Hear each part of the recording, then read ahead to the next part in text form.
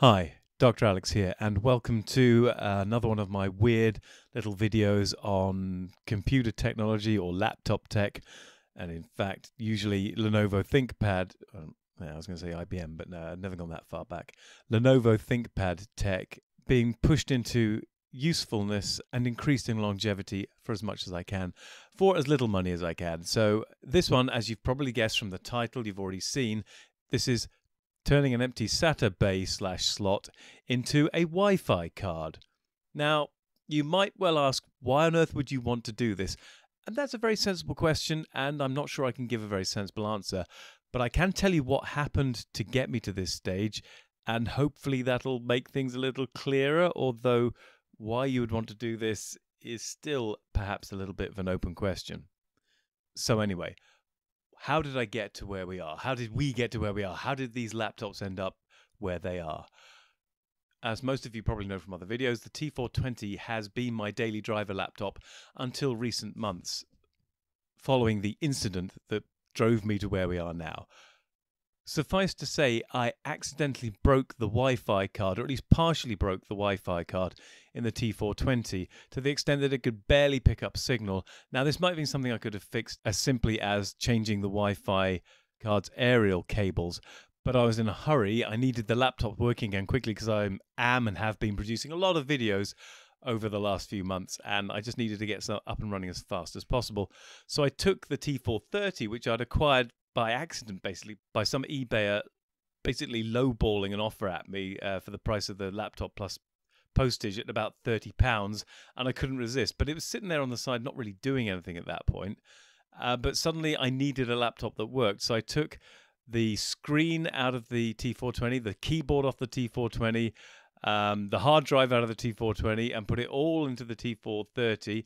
And the T430 became my daily driver, and you can actually see it sitting there right now recording the audio for this video, and it's doing a great job. It's a fantastic laptop, and now it's got the nice keyboard and it had the full HD plus screen.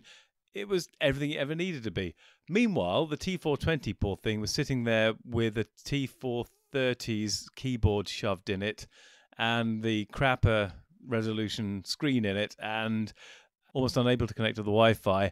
And at that point, I pretty much abandoned all hope of doing anything with it in the near future. But I did feel quickly guilty over what I'd made it suffer. So I then remembered that with my older laptops, some of them before I even got into Lenovo's, with weak Wi-Fi cards, I ended up with a whole bunch of Wi-Fi USB dongles hanging around. So I put one in the T420 to see how it picked up the Wi-Fi, and it picked up the Wi-Fi really well on the USB dongle. And got me thinking, well, it's a shame it's sticking out the side like that, because it would be nicer if it was not having this thing sticking out of a USB port and had its Wi-Fi card internally, because that's how the mini Wi-Fi card it had inside worked anyway.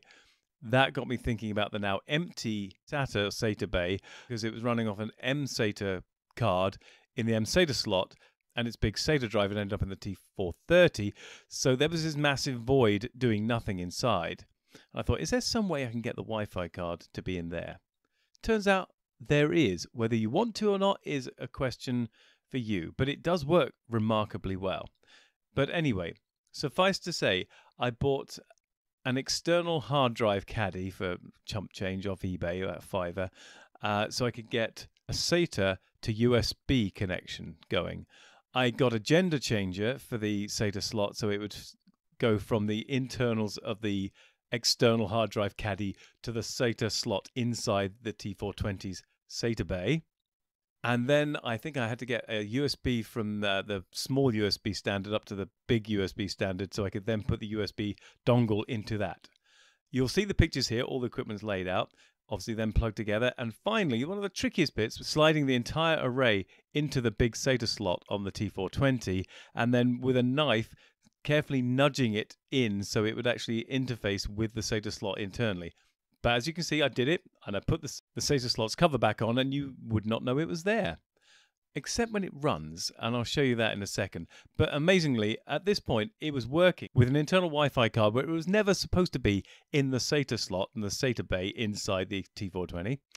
And so at that point, I felt guilty because I'd actually made it work again. So I bought another keyboard, a good keyboard. I mean, not the T430's keyboard, another 7-row T420 keyboard off eBay. And for once, I actually bought a new one. I normally get them refurbed because the new ones tend to be a bit mushy feeling. This was, and I'll put the link on screen, this was the best brand new T420 keyboard I've ever bought. So shout out to whoever it is you'll see on screen, because they're the first people who ever, fairly cheaply, I think it was 20, 25 quid, supplied me with a brand new T420 style keyboard that actually felt right and did the right job. Oh, and I got another HD Plus display for it as well. I think I liberated it from my media server because, funnily enough, the media server doesn't really need a high res screen because it's running through a projector half the time anyway. So I just took its one away and saved a bit of money by just getting an HD Plus screen from one I already had. And there you go, the T420 is up and running. Oh, I almost forgot. Because it took over the job from the T430 of being the test bed, I used the T430's express card to NVMe adapter to use the 2 terabyte NVMe card as the T420's main hard drive, with a little mini SATA drive in there doing the job of holding the grub. So yeah, it now runs the T420 with an NVMe 2 terabyte drive, which now has everything that was on the original hard drive copied onto it. So it's got basically an identical install as the T430's one. They both run Dropbox, so I now can use them both all the time in parallel. And the T420 has become my fixed at home laptop, and the T430 has become my mainly used main driver, but that can travel to and from work. But they both can do the same job now, which is great. Oh, and the T530 is still doing a good job too. You may not be able to see it right now, but it's still one can be used for more video stuff while the other two are doing other jobs. And also, it's got a bigger screen. So if I want to watch something in a bit more style, I'll use the T430. Sorry, the T530. But there you go. The T420 has been revived with an internal Wi-Fi card in its SATA bay. The T430 is now the new main driver and probably the fastest of the three, although they all have very similar CPUs. And the T530 is my want to relax watching a video with a bigger screen or do some more video editing laptop. There you go. They all have a job to do. Now, let's see what happens in the 420 boots up. This is the weird thing. So you'll see my hand for a sec as I turn it on.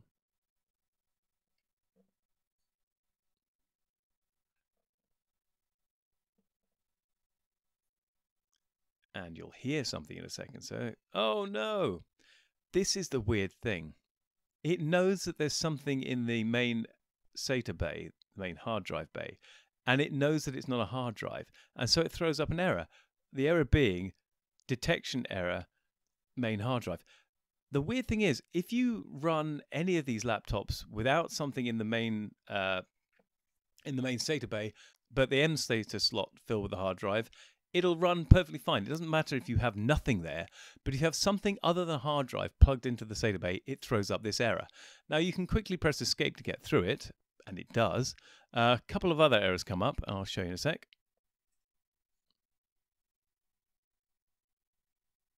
So it's coming to the grub. Great. That will be from the M-SATA internal they got that from. Then, for some reason, it says no such device as, I'm pretty sure that's what the NVMe drive is registered as, but it will go past it, as you just saw, by waiting long enough, or you can press a key and get past it very quickly, which I normally do. And there you go. We're very quickly going in on the NVMe drive into Mint, obviously. And it's going to be, oh, there it is. It's got it slow. It's done. Done. Okay, we're in. And there's the password. Poink. And we're in.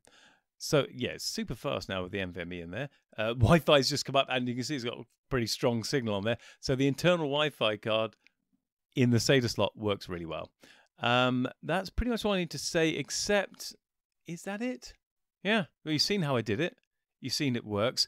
It does throw up errors. That does remind me. The one thing, if anyone can tell me why it throws up an error, knowing that it has something on the SATA slot that is not a hard drive, and yet it still works. How is it's working? I do not understand how this works. But it's, as you can see, working really well, picking things up very quickly. This is now a usable laptop with a nice keyboard and a nice screen, just like my T430. with a nice keyboard and a nice screen. But now the T420 has a Wi-Fi dongle running off its SATA slot in the main SATA bay. So I think I've eked this out as far as I can go.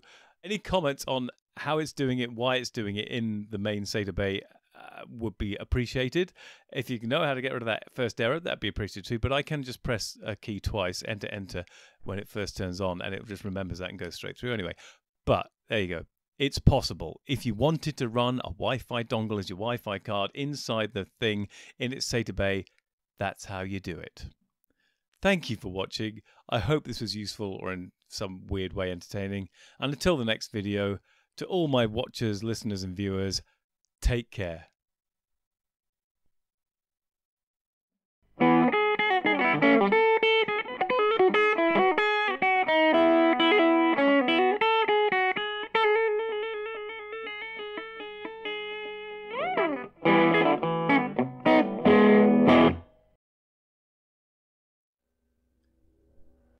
Masters, mistresses, the Doctor requires materials in order to maintain the TARDIS and ensure continued functionality. He similarly requires carbon-based comestibles to sustain his own biological functions and existence.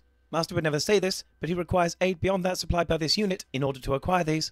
To aid the Doctor in his various tasks and creations, this can be most effectively achieved via Patreon or Substack subscriptions, or through donations directly to PayPal.